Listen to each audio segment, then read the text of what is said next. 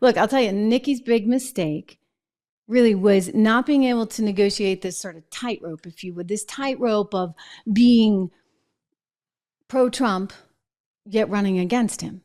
I mean, Vivek did it beautifully. Granted, he dropped out. And DeSantis has tried it, although his whole scheme is a little weird because he's running to the right of Trump, which is not really a great thing to do either. Right? He's criticizing Trump for not being conservative enough. I don't think that ever had a chance of getting to first base. And then Nikki's out there. She was pleasant enough until kind of recently. Now she's been quoted calling him a loser and this, that, and the other. It almost doesn't even sound like her vocabulary. I can't even see her saying that. But here, take a look. This is Nikki Haley on Trump. Trump says things. Americans aren't stupid to just believe what he says. The reality is, who lost the House for us? Who lost the Senate? Who lost the White House? Donald Trump, Donald Trump, Donald Trump.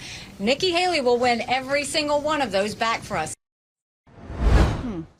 Of course, he wasn't actually on the ballot there, Nikki.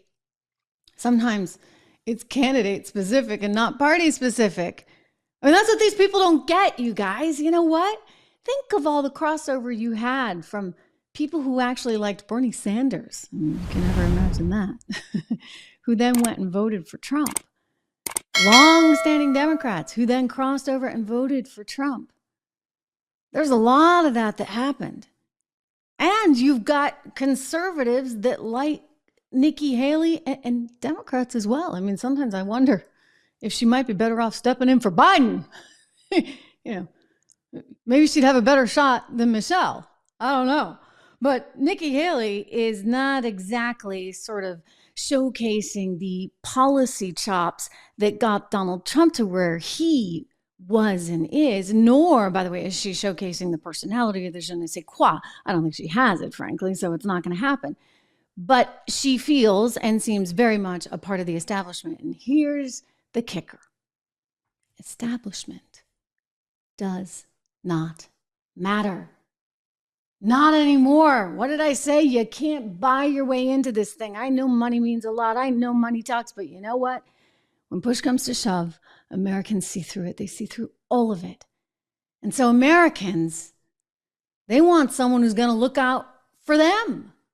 I showed you this in the poll numbers just the other day. Remember this one? We were looking at the exit polls out of Iowa. I said the Democrats' whole problem is they don't even read their own exit polls, or rather the competition's, the opposition's exit polls.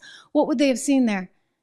They would have seen that Nikki Haley, the contingency that was supporting her in Iowa, was being supported. Nikki was being supported because she kind of talked the talk and they thought she would look good and sound good on an international stage. But the people that voted for Donald Trump said, this guy's going to look out for me. Think about the personal aspect of that. That's something that matters. It's something that should always matter. You want to know that the guy or the gal in the big house, no pun intended, on Pennsylvania Avenue is looking out for you.